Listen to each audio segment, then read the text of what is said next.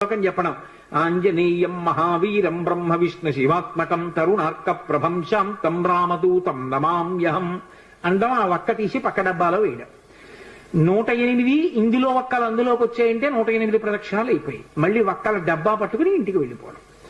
హనుమ యొక్క ప్రదక్షిణముల చేత ఆయన అనుగ్రహంతో ఎటువంటి కోర్కెలను కూడా ఆయన తీర్చగలిగిన శక్తి కలిగిన వాడు అని అనుభవించిన పెద్దలు చెప్పిన మాట.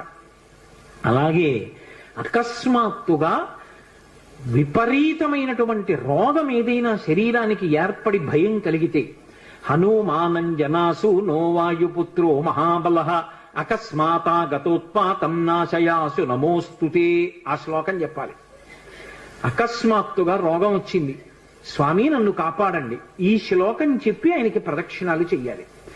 హనుమ ప్రదక్షిణముల చేత విశేషమైనటువంటి తృప్తిని పొందుతారు.